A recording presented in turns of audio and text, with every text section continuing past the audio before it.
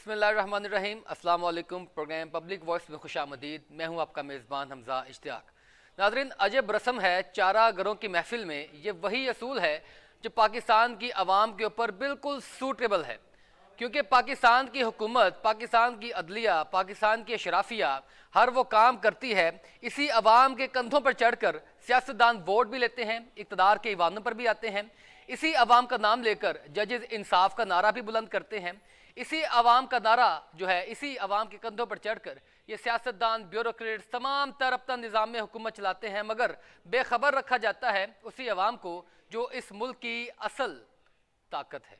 यही अवाम ताकत का असल सरचश्मा है, मगर कुछ बातें ऐसी हैं कि इसको कॉन्फिडेंशियल रखा जाता है, अवाम तक नहीं पहुंचने दिया जाता, जो अवाम को बिल्कुल अवेयरनेस मिलनी चाहिए इन चीज़ों की, जो अवाम के राइट्स हैं। बात इस तरह है कि आज लाहौर हाईकोर्ट ने तोशाखाना रेफरेंस के ऊपर एक केस समाअत की।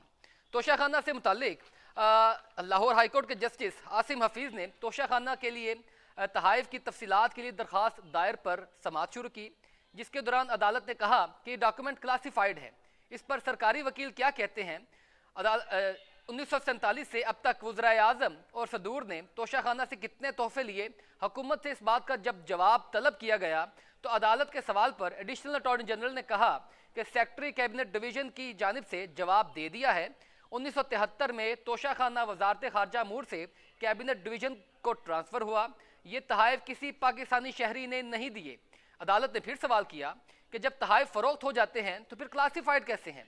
अगर हल्फनामा आए कि क्लासीफाइड मालूमात हैं तो अदालत भी इसे डिस्क्लोज नहीं करेगी। हो सकता है अदालत लाइन खींच दे कि ये मालूमात देनी है और ये मालूमात नहीं देनी।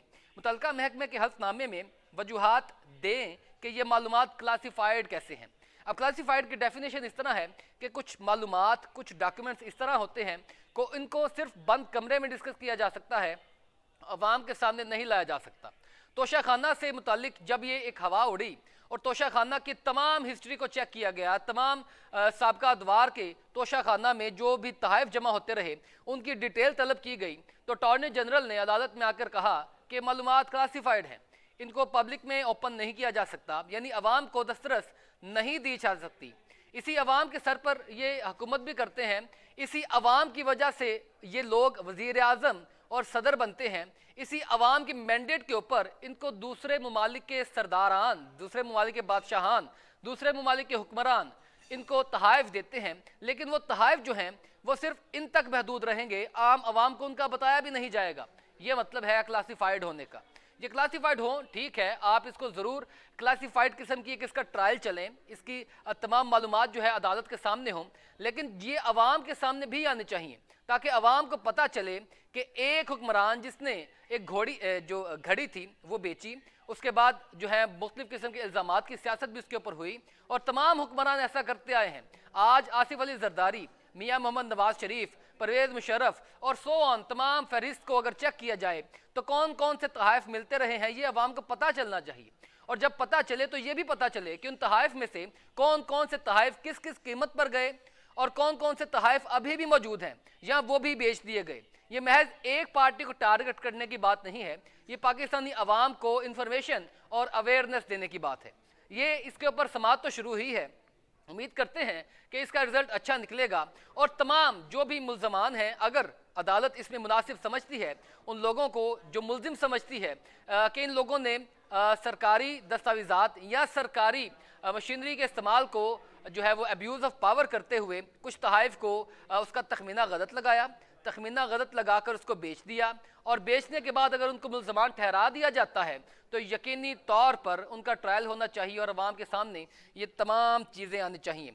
अदालत ने तोशाखाना के सरबराह से मालूमात की क्लासीफाइड होने से मुतालिक हल्फनामा तलब कर लिया है और कहा है कि सरकारी वकील सरबराह तोशाखाना का हल्फनामा 2 हफ्ते में जमा करवाएं। अदालत ने केस की मजीद समाअत 7 फरवरी तक मुलतवी कर दी है। अब 7 फरवरी को एक मरतबा फिर एक नया ड्रामा रचाया जाएगा। अटॉर्नी जनरल की जानिब से, हुकूमत की जानिब से वो क्लासीफाइड होने की मंतक पेश करेंगे और अवाम को एक मरतबा फिर बेखबर रखा जाएगा, जो भी मामलात चलते रहेंगे। ये मामलात को सियासी तौर पर भी देखा जाता है, इन केसेस को ये भी कहा जाता है कि सियासी तौर पर, ये पॉलिटिकल तौर पर पुटअप होते हैं और ये पॉलिटिकल होने की वजह से ये यकीनी तौर पर पॉलिटिकल इंजीनियरिंग के तौर पर भी इस्तेमाल होते हैं। किसी भी सियासी जमात की ताकत को बढ़ाने या कम करने के लिए इस तरह के टूल इस्तेमाल किए जाते हैं। बहरहाल जो भी है, आखिरकार अवाम ही इस मुल्क की असल मालिक व मुख्तार है और अवाम को इस तमाम मालूमात का पता होना चाहिए। नाज़रीन, आज की दूसरी स्टोरी वो ये कि पाकिस्तानी अवाम के ऊपर मज़ीद टैक्सेस का इजाफा करने का सोच लिया गया, फैसला कर लिया गया। IMF ने इसी मामले को लेकर अपना प्रोग्राम तातुल का शिकार किया हुआ था। वज़ीर आज़म शहबाज शरीफ साहब ने आज इजलास तलब किया और इजलास में तकरीबन ये फैसला हो गया कि बिजली गैस महंगी करने और मिनी बजट लाने की असूली मंजूरी दे दी जाएगी।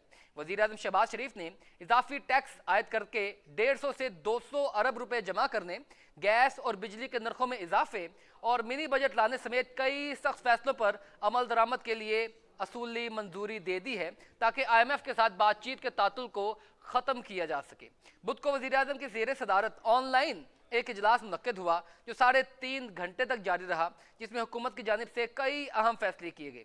ये इजलास दोबारा मुनक्किद होगा जिसमें मजीद अहम फैसले भी मुतवक्को हैं। तो इस सब सूरत हाल में देखना यह है कि पाकिस्तान की मौशी हालत इंतहाई तंगली से गुजर रही है।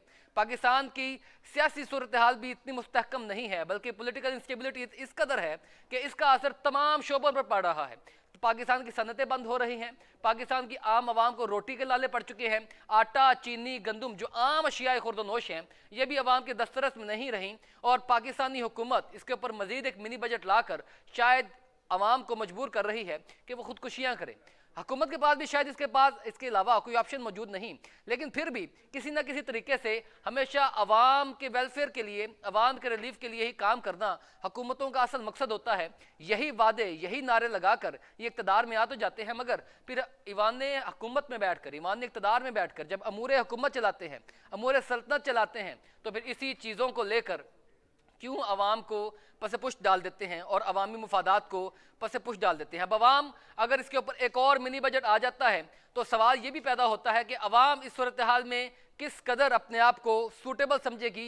क्या वो पिस जाएगी या पाकिस्तान में खाना जंगी होने का खदशा भी है? ये मैं नहीं कह रहा, ये हमारी सनतों की एक जो लॉबी है उसकी मीटिंग हुई और सनतकार मशहूर उन्होंने इस बात का इंदिया दिया इस चीज़ का कि पाकिस्तान की सनतें बंद हो रही हैं, रोज़गार बंद हो रहे हैं। और मशहूर ताजर जिसका हम नाम डिस्क्लोज नहीं कर सकते, उसने रोते हुए ये बयान जारी किया कि मेरी इंडस्ट्री में 1100 मुलाजमीन काम करते थे, अब वो 300 मुलाजमीन पर आ चुके हैं और 300 में से भी 100 हमें निकालने पड़ेंगे क्योंकि पाकिस्तान की सनतों का पहिया भी बंद हो चुका है। तो टैक्सेस किससे लेंगे? सरकार ये टैक्सेस अगर आप लागू कर देते हैं तो टैक्सेस लेंगे किससे? अवाम की जेब में तो इतना ना रुपया रहा है, ना उसके जहन में, उसकी जिस्म में इतनी मुशक्कत रही है, ना सकत रही है, ना ताकत रही है कि आपके मजीद आपके प्रोटोकॉल्स, आपकी अफसरशाहियों के खर्चे अवाम अपनी जेब से अदा करती रहे, लेकिन अवाम को वो सहूलियात मुयस्सर ना हो सकें जिसका वो ख्वाब देखती है। पाकिस्तान में जब से 1947 से लेकर 75 साल की तारीख में पाकिस्तान की अवाम को वो रिलीफ नहीं मिल सका जिसका ख्वाब शायद इकबाल ने दिखाया था और अवाम उसको लेकर चल रही है। नाजरीन, मजीद गुफ्तगू का सिलसिला जारी है, मेरे साथ रहिएगा। Will be right back after a short break, stay with us. Welcome back after the break. नाजरीन, जिस तरह मैंने पहले भी आपको बताया, लाहौर हाई कोर्ट ने तोशाखाना से लिए गए तहाइफ की तफसीलात के लिए दायर दरख्वास्त की आज समात की है, जिसमें एक जो सबसे बुनियादी इशू है वो ज़ेर समात आया, ज़ेर गौर जिसके ऊपर बातें भी हुई। वो ये है कि अदालत ने कहा कि डॉक्यूमेंट क्लासिफाइड हैं, इस पर सरकारी वकील क्या कहते हैं। अदालत के सवाल पर एडिशनल अटॉर्नी जनरल ने कहा कि सेक्रेटरी कैबिनेट डिवीजन की जानिब से जवाब दे दिया गया है। 1973 में तोशाखाना वजारत खारजा अमूर से कैबिनेट डिवीजन को ट्रांसफ़र हुआ। ये तहाइफ किसी पाकिस्तानी शहरी ने नहीं दिए।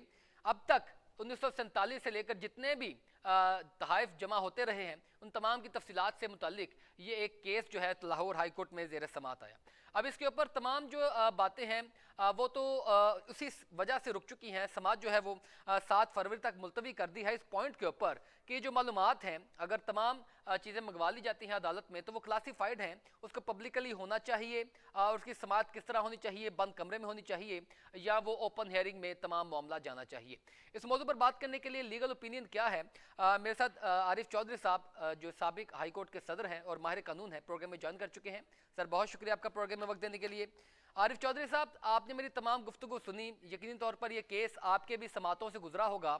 क्या कहते हैं ये सबसे पहले क्लासिफाइड होने की डेफिनेशन जो है कानून उसके ऊपर क्या कहता है? तो यह है कि कोई ऐसा डॉक्यूमेंट या कोई ऐसी चीज है जिसका अफशा होना मुल्की मुफाद में ना हो, उसे क्लासिफाइड कर दिया जाता है, उसे डिक्लेयर कर दिया जाता है कि ये क्लासिफाइड है और इसको ये पब्लिक के की एक्सेस में नहीं है। लेकिन इसे डी क्लासिफाई करने के लिए कोई इतना लंबा प्रोसीजर नहीं है। इसके लिए कैबिनेट जो है वो खुद इसे डी क्लासिफाई कर सकती है, यानी कैबिनेट के पास इख्तियार है कि वो इसे डी क्लासिफाई कर सकती है। लेकिन जहां तक इस बात को क्लासिफाई यानी तोशा खाना की इन तोहाइफ को क्लासिफाइड डिक्लेयर करने की बात है, तो ये समझ से बालातर चीज है, क्योंकि ऐसी चीजें हैं कि रिकॉर्ड है एक। ये जो पहली बात तो ये कि जो तोशा खाना है ये पाकिस्तान के तमाम लोगों की मलकियत है, बिल्कुल। इसमें किसी खास आदमी की, तो चूंकि जो तवायफ मिलते हैं वो हुक्मरानों को और साहिब इक्तदार लोगों को मिलते हैं, जिसमें आर्मी चीफ भी शामिल है, दूसरे भी आपकी डिग्नेटरीज शामिल हैं। जो मुल्क से बाहर जाते हैं, वजीर खारजा हो या जो भी जाते हैं, उन्हें जो तोहफ मिलते हैं उन्हें अपनी जाती हैसियत में नहीं मिलते। उन्हें जो कुछ मिलते हैं वो इस वजह से मिलते हैं कि वो इस मुल्क के नुमाइंदे हैं, वो तोहफ बेसिकली पाकिस्तान को मिलते हैं। बिल्कुल। तो जो पाकिस्तान को मिलने वाले तोहफ हैं उनका हर आदमी का हक है बुनियादी कि उसे पता चले कि जो मुझे तोहफ मिले थे उनके साथ क्या बना। यानी उसके लिए रूल्स इन्होंने बना दिए खुद ही, जो कि मैं समझता हूँ कि इन्हें इस तरह के रूल्स जो है वो नहीं बनने चाहिए, कि बना दिए कि जी आप पहले 20%, इससे पहले वैसे दे जाते थे 20% के दे के मार्केट प्राइस जो है वो आप उसके बाद उसे ले जा सकते हैं। तो अब मामला यह है कि जितने भी तहफ अब तक आए और उनके साथ जो हुआ, ये इसलिए सामने आना चाहिए कि आपने एक केस जो था उसको तो आपने डी क्लासिफाई कर दिया। इमरान खान के जो तहफ थे उनको तो आपने, जो इमरान खान ने वसूल किए थे पाकिस्तान के बिहाफ पर, उसे आपने सबको उसकी तफसीलात भी दे दी, पूरी दुनिया में बता दिया कि ये हुआ था और ये हुआ था और ये इतने में गरीबी भी की थी और फलां हुआ था। तो इसी उसी लॉजिक के ऊपर, उसी टच स्टोन के ऊपर बाकी सारे। आरिफ साहब, लेकिन इम्पोर्टेंट सवाल यहाँ पर ये है कि इमरान खान के केस की मिसाल को लेकर इस तमाम इंफॉर्मेशन को या उन डॉक्यूमेंट्स को डीक्लासिफाई किया जाएगा, या हाई कोर्ट जो है इसमें फंडामेंटल राइट्स भी अवाम का आता है, क्योंकि राइट टू इंफॉर्मेशन और राइट जो इंफॉर्मेशन की एक्सेस है वो पाकिस्तान का कॉन्स्टिट्यूशन आम आवाम को देता है। तो ये उस जुमरे में भी हाई कोर्ट इसको खुद से डीक्लासिफाई कर सकती है, या वाकई इसको कैबिनेट की ही परमिशन की जरूरत होगी? देखिए, मैं आपको एक अर्ज करूं कि बाज मामलात में अदालत ये चीज छोड़ देती है उसके ऊपर, गवर्नमेंट के ऊपर, कि वो खुद अपने तौर पर ये करे, यानी खुद ऑर्डर करने की बजाय, चूंकि उन यानी अदालत के पास इख्तियार इसका मौजूद है, हाई कोर्ट के पास, कि वो ये ऑर्डर कर सकती है। और मैंने जो मिसाल दी है वो इमरान खान की इसलिए दी है कि एग्जाम्पल गवर्नमेंट के पास ऑलरेडी, गवर्नमेंट को तो ये बात कहनी नहीं चाहिए, क्योंकि गवर्नमेंट का केस ये है, वो हर जगह उन्होंने अब तक, इससे पहले तो कभी तहफ के बारे में बात ही नहीं चली थी, जब एक दफा इसके बारे में आई मगर मामला यहाँ पर ये है तो ना, वो दब गई। लेकिन मगर मामला यहाँ पर थोड़ा मुख्तलिफ इसलिए भी है कि जो हुकूमत है, यकीनी तौर पर ये केस को सियासी पहलुओं से भी देखा जाना चाहिए और सियासी पहलुओं से ही इसको देखा जाता है। तो जो हुकूमत है वो यकीनी तौर पर इमरान खान साहब के एंटी है, तो ये उस केस के ऊपर या इन चीज़ों को तो वो खुद से जो है वो नहीं करेगी खान साहब की मिसाल लेकर, तो ये हाईकोर्ट को खुद से इन चीज़ों को करवाना पड़ेगा ना, फोर्सफुली। देखिए, हाई कोर्ट को इसलिए करवाना पड़ेगा कि ये जो आर्टिकल 25 है वो इक्वल यानी ट्रीटमेंट करता है तमाम सिटीजन्स का।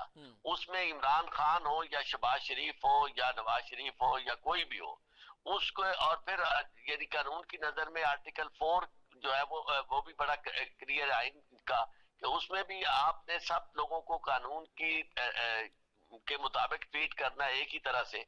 तो इसमें तो अगर एक शख्स के लिए ये बात हो सकती है तो ये सब के लिए हो सकती है। ये मैंने आपके लिए हवाला इसलिए दिया है इमरान खान का कि ये वो आर्टिकल 4 और आर्टिकल 25 के तहत जो है फंडामेंटल राइट्स के में बात आती है कि आप, हर शख्स को यह हक होना चाहिए कि उसके माल के साथ, उसके खजाने के साथ, कौमी खजाने के साथ क्या सलूक किया जा रहा है, उसको किस तरह बेचा जा रहा है, इस बात की इंफॉर्मेशन अवाम को एक्सेस होनी चाहिए इस बात की। लेकिन मैं आपसे जो सवाल करना चाह रहा हूं वो ये भी है कि क्या वाकई तौर पर क्लासिफाइड होकर समाज चल सकती है अगर इस इंफॉर्मेशन को क्लासिफाइड रहने दिया जाए?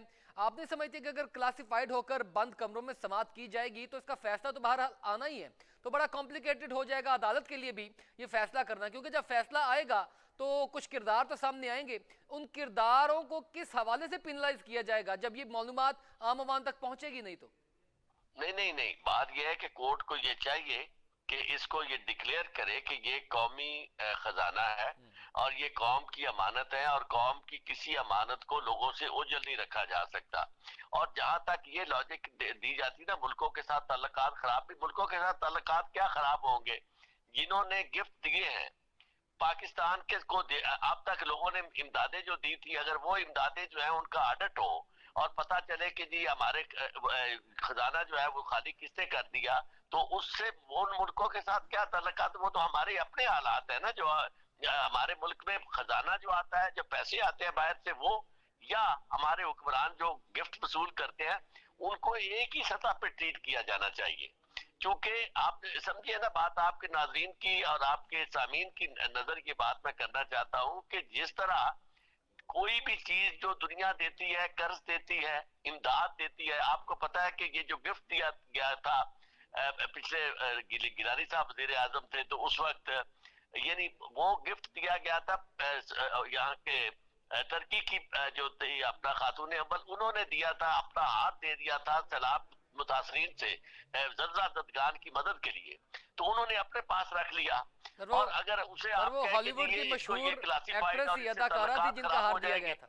अब ताल्लुकात खराब तो देखे ना, उन्हें तो यही, उन्हें आप बताएंगे तो ताल्लुकात खराब हो गए ना जी, स्पेसिफिकली लिख के देंगे। तो ऐसा मेरे ख्याल में वो इस मामले में इंटरेस्टेड भी नहीं है वो लोग कि हमारे दिए गए तहाइफ कहाँ गए और कहाँ नहीं गए, वो इन मामलों में इंटरेस्टेड नहीं होगी। ये सियासी लोगों के अपने मफादात होंगे, वो भूल जाते हैं, क्योंकि ये तो रूटीन की बात है। मुल्कों में वजीर कुरान भी बदलते रहते हैं और तहाइफ देने वाले हाथ भी बदलते रहते हैं और लेने वाले भी बदलते रहते हैं। ये तो हमारे यहाँ यह मसला खुला है। पता चला है कि यहाँ तो तहाइफ जो है वो इस तरह कोड़ियों के भाव बिक जाते हैं, या इवन बहुत सारे, अब पता तो ये असल प्रॉब्लम क्या है। प्रॉब्लम ये है कि इमरान खान ने तो चलो जो भी परसेंटेज दे के दिया है, खरीदा है, और अपने गिफ्ट जो थे गरीबी और ये बाकी चीजें, यहाँ तो सीधी सीधी चीजें सारी की सारी कौमी खजाने में जमा कराए बगैर लोग ले गए और उन्होंने कोई हिसाब पैसा भी नहीं दिया उसका। तो इसलिए जब ये बात सामने आएगी तो फिर उस वक्त लोगों को ये पता चलेगा कि जनाब आपने एक शख्स के लिए कानून बनाया है, हर चीज उसके खिलाफ आ रही है, हर बात जो है। अब मैं आपको एक अर्ज करूं, ये जिस तरह की सूरत हाल पैदा हो रही है पाकिस्तान में, ये समझ नहीं रहे हुक्मरान। हमेशा जो लोग हुक्मरान में होते हैं उनकी वो मायोपिक हो जाते हैं, उनकी नजर बहुत नजदीक की नजर जो है वो ठीक होती है, दूर की नजर उनकी कमजोर हो जाती है, उन्हें समझ नजर ही कुछ नहीं आता। वरना जो कुछ कर रहे हैं इस तरह सारी दुनिया इनका मजाक उड़ा रही है और पाकिस्तान के अवाम इनके साथ। आप भी जानते हैं हाईकोर्ट में, हमारी अदालतों में ये बिल्कुल एक आम जुमला बोला जाने वाला है, बल्कि बोला जाता है अक्सर बेशतर के इंसाफ भी चेहरे देकर दिया जाता है। तो यही एक असूल जो है वो लागू हो सकता है कि शायद किसी एक जमात को जो है वो, मैं क्योंकि एक पॉलिटिकल पॉइंट ऑफ व्यू से नहीं, पाकिस्तान के जस्टिस सिस्टम के ऊपर बात है कि किसी को एक तनाजुर में और किसी को दूसरे तनाजुर में हरगिज तोला नहीं जाना चाहिए।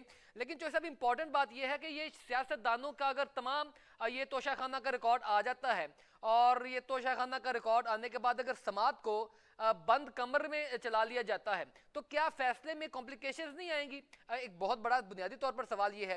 और फिर दूसरी बात ये है, अगर ये इसे वो डीक्लासिफाई नहीं करते और ओपन नहीं देखते तो इसका करने का फायदा कोई नहीं है ना। कोर्ट ने अपनी सेटिस्फेक्शन के लिए तो नहीं ये कर रही। ये प्रोसीडिंग जो है ये तो हो रही है इंक्विजिटोरियल, ये दो पार्टियों का तो मसला नहीं है, ये तो अवामुन नास का मसला है और अवामुन नास का मफाद है इसमें। तो अवामुन नास के मफाद के जो मामलात हैं उन्हें आप किस तरह उनसे खुफिया रख सकते हैं? अवामुन नास के मफादात हैं सर, तो अवामुन नास इसमें पार्टी बन सकती है? कोई आम शहरी इसमें पार्टी बन सकता है? आम अवामुन नास ही पार्टी है। मैं समझता हूं कि अगर कोर्ट ने ये दिया है तो इसको पब्लिक के इंटरेस्ट में दिया है। कोर्ट कस्टोडियन है लोगों के इंटरेस्ट की, और कोर्ट जब बल्कि किसी शहरी ने ही अप्रोच किया है, कोर्ट में पिटीशन फाइल हुई है और उस पिटीशन पे कोर्ट ने नोटिस दिया है और वो ये कर रही है, तो मैं ये समझता हूँ कि ये तो ऑलरेडी फंडामेंटल राइट्स की पिटीशन मूव हुई है और उसके मुताबिक आर्टिकल 199 के तहत एक्ट कर रही है हाई कोर्ट और वो लोगों के मुफाद में काम कर रही है। तो फिर यकीनी तौर पर आर्टिकल 199 जो है फंडामेंटल राइट्स का, वो यकीनी तौर पर सुप्रीम होगा कैबिनेट डिवीजन या कैबिनेट के फैसले से। अगर कैबिनेट इसमें अगर बयान हल्फी जमा करवाते हैं कि जनाब ये बिल्कुल एक बंद कमरे में समाअत होनी चाहिए और ये क्लासिफाइड रहेगा तमाम मामला, फिर भी इसके ऊपर प्रिवेल नहीं करनी चाहिए 199 की प्रोविजन जो है?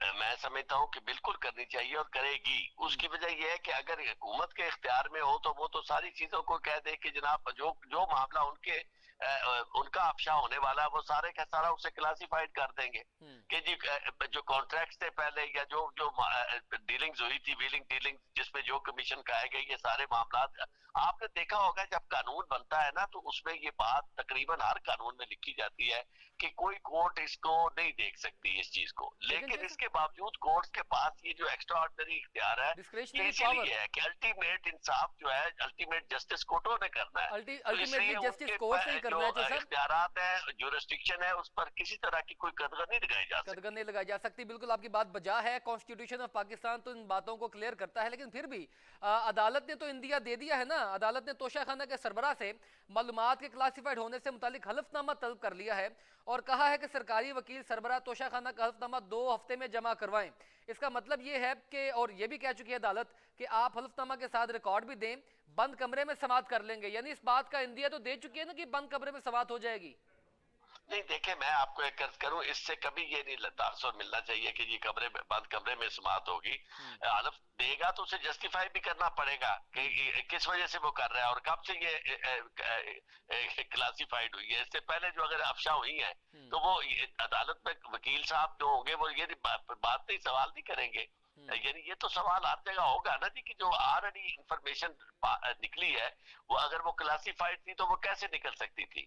तो अगर इसका मतलब ये कि बयान हल्फी गलत वो दे रहे हैं, तो ये तो मैं समझता हूँ कि ऐसी अभी परेशानी वाली कोई बात नहीं। मुझे तो नजर आता है कि कोर्ट ने इसमें जिस तरह इख्तियार इस्तेमाल किया है और वो उन्हें पाबंद करना चाहते हैं, उनसे देखना चाहते हैं कि भी वो क्या उनका ओवरऑल रवैया क्या है इस तोशाखाना को डील करने में। क्या वो आरिफ साहब मेरे पास सर वक्त बहुत मुख्तसर है, ओपन है, क्या कोई भी शख्स जो है वो देख सकता है? वक्त मुख्तसर है सर। मेरा एक सवाल बिल्कुल आखिरी सवाल आपसे। अजायब घरों में यानी वहाँ के अजायब घर समझा इसे तोशाखाना को समझा जाता है।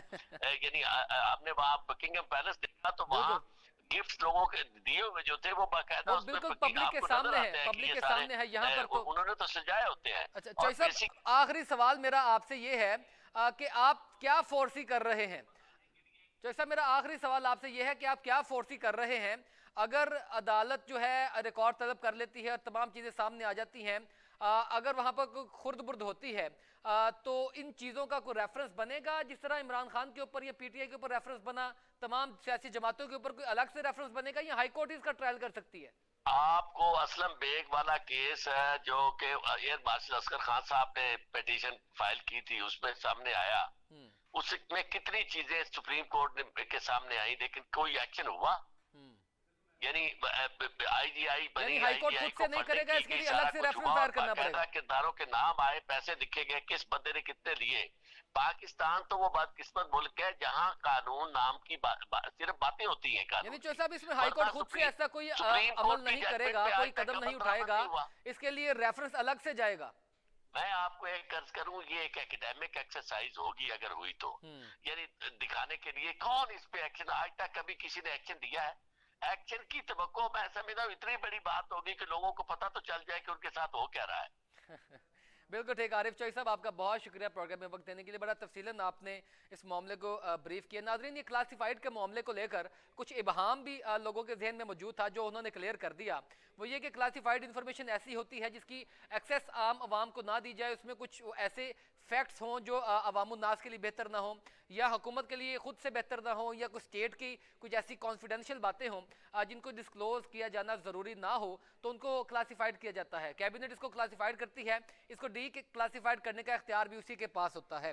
लेकिन ये क्योंकि अवामुन्नास का मामला है तो इसके ऊपर हाईकोर्ट समाअत करेगी और ये यकीनी तौर पर आवाम के सामने भी आना चाहिए। नाजरीन, ब्रेक के बाद दूसरे मौजू पर जाएंगे, मेरे साथ रहिएगा। Will be right back after a short break. Stay with us. Welcome back after the programme break. नाजरीन, जिस तरह की तमाम सूरत हाल है, तमाम चीज़ें पाकिस्तान की मईशत के हवाले से, तमाम चीज़ें सियासी इंस्टेबिलिटी के हवाले से पाकिस्तान के ऊपर एक ऐसा जो है वो जाल बना हुआ है कि एक जगह से निकलने की कोशिश की जाती है तो दूसरे मामले में धंस दिया जाता है। अब पाकिस्तान में वज़ीर आज़म शहबाज शरीफ साहब ने मिनी बजट लगाने और बिजली गैस महंगी करने के हवाले से इजलास किया और इसका तकरीबन फैसला जो है वो हो चुका है और इसकी मंजूरी जो है असूली तौर पर वो भी दे दी जाएगी। वज़ीर आज़म शहबाज शरीफ ने इजाफी टैक्स आयद करके 150 से 200 अरब रुपए जमा करने, गैस और बिजली के नरखों में इजाफे और मिनी बजट लाने समेत कई सख्त फैसलों पर अमल दरामद के लिए असूली मंजूरी दे दी है ताकि IMF के साथ बातचीत के लिए जो तातुल था उसको तोड़ा जा सके और मामलात को दोबारा बहाल किया जा सके, क्योंकि पाकिस्तान की मईशत वेंटिलेटर पर आ चुकी है और उस वेंटिलेटर का जो बटन है वो IMF के हाथों में है। वो जब मर्जी इसको ऑन भी कर सकते हैं और जब मर्जी इसको ऑफ भी कर सकते हैं। लेकिन इन तमाम सूरत हाल में पाकिस्तान की आवाम के ऊपर मजीद जो है वो बोझ डाला जाएगा। पाकिस्तानी आवाम ही हमेशा से इस बोझ को बर्दाश्त भी करती आई है, लेकिन आखिर कब तक उसकी भी सख्त जवाब दे जाएगी और ये मजीद जो बम गिराए जाएंगे। पाकिस्तानी आवाम के पास ना वो परचेजिंग पावर रही है, ना उनकी जेबों में वो पैसा रहा है, क्योंकि कारोबार की भी वो शरह नहीं रही, सनतें बंद हो रही हैं। पाकिस्तान में कारोबार नहीं होगा तो पैसा जनरेट नहीं होगा, पैसा जनरेट नहीं होगा तो टैक्सेस कहाँ से मिलेंगे।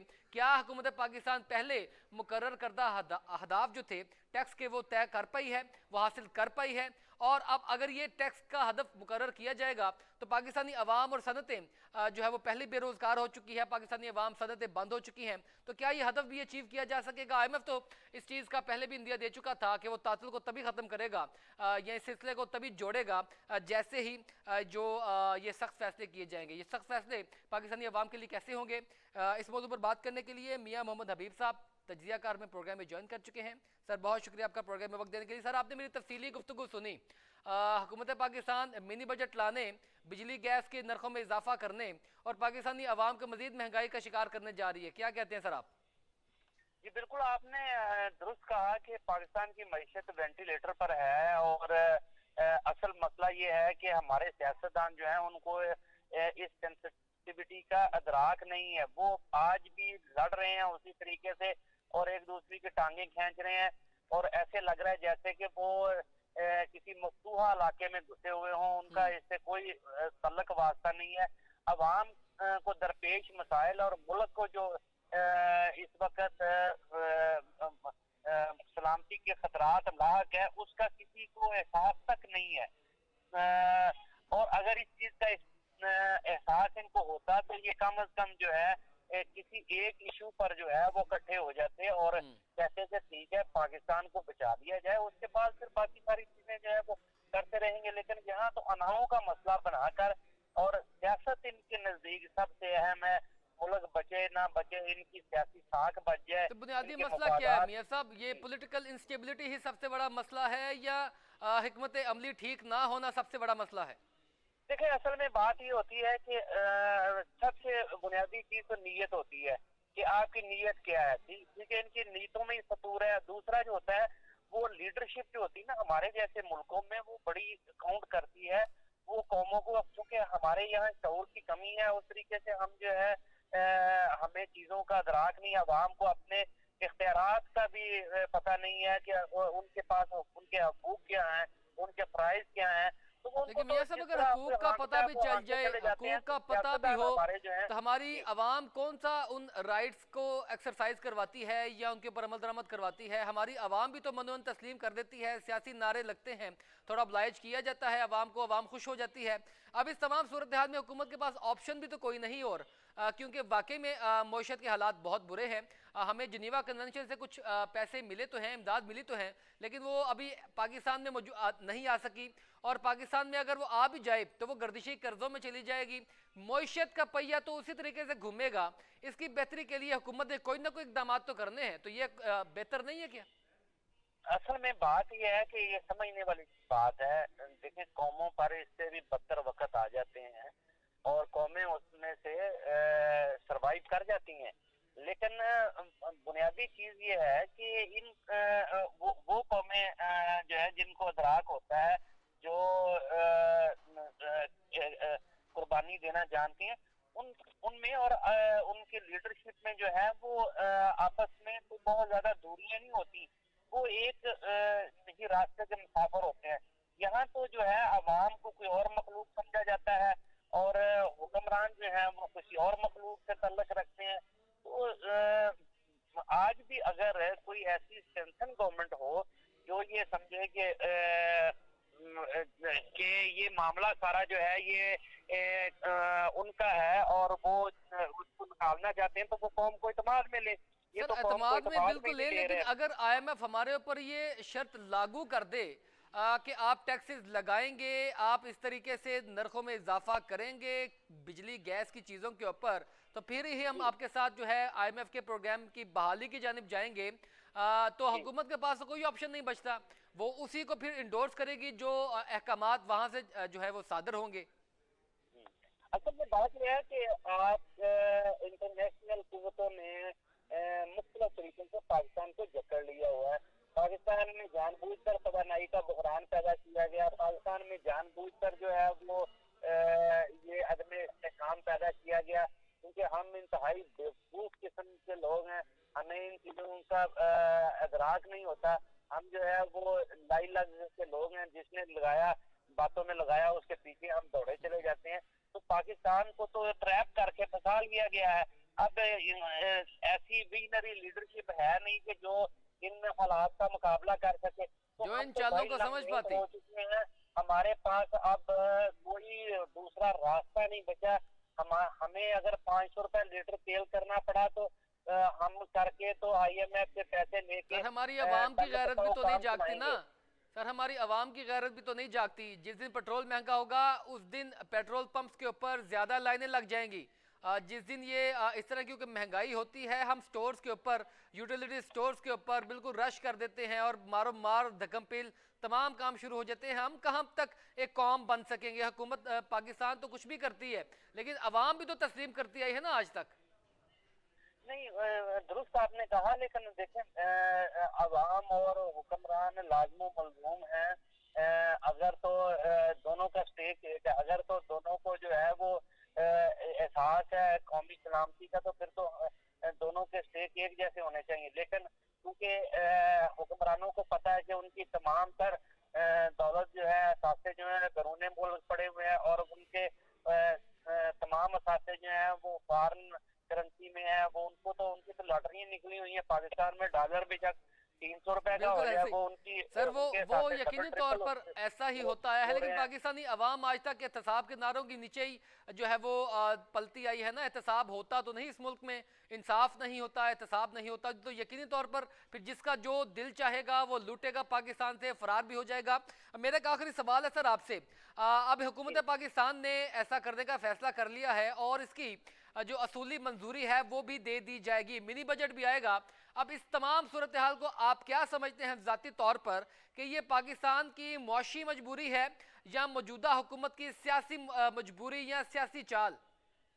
देखिए, बात यह है कि इस वक्त तो माशी मजबूरी बन चुकी है, लेकिन बुनियाद इसकी सियासी हालात है। सियासी हालात हमें इस नहज पर ले आए कि अब हमारी माशी मजबूरी बन गई है। हमारा जिंदा रहना जो है वो मुश्किल हो रहा है, हमारा गुजारा नहीं हो रहा, हमारा सांस लेना मुश्किल हो रहा है। तो लिहाजा सांस लेने के लिए हमें आईएमएफ की हर शर्त माननी पड़ेगी और हुक्मरान बेहिस हैं, उनको अवाम का कोई अवाम से सरोकार नहीं है कि उनके साथ क्या बीती है। वो तो ये है कि चूंकि अवाम में से निचोड़ लिया जाए, हमें क्या फर्क पड़ता है। तो जिस तरह आपने बताया कि ये मुआशी मजबूरी बन चुकी है, इलेक्शन ईयर ना होता तो यकीन करें कि ये अब कब का हो चुका होता। तो सिर्फ उनको ये इस चीज का डर है कि जब हम अब इलेक्शन ईयर में है तो आवाम के पास जाएंगे तो लोग हमें वोट नहीं तो देंगे। वैसे मुस्लिम सिर्फ लोग उनका इस चीज का खौफ है, वरना उन्हें किसी चीज का कोई खौफ नहीं है कि अवाम के साथ क्या बीतती है। सर वैसे मुस्लिम लीग जो है वो पाकिस्तान तहरीक इंसाफ ने कोरोना के दौरान में मिनी बजट्स लेकर आए और बहुत मिनी बजट्स के ऊपर जो है वो तनकीद भी करती रही मुस्लिम लीग नून जो है। अब उसी को मिनी बजट लेकर आना पड़ रहा है।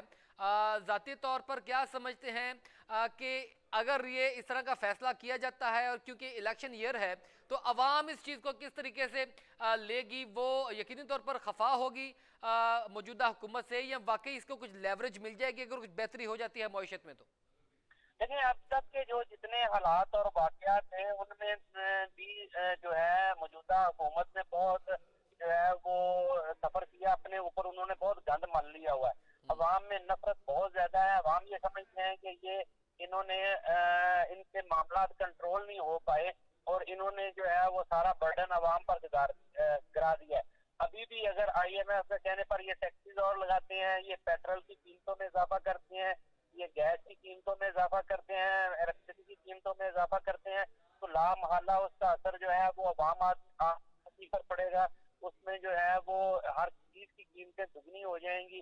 तो वो जो पहले ही अवाम के पास है, अब आमदनी महदूद हो गई है, जराए उनके महदूद हो गए हैं।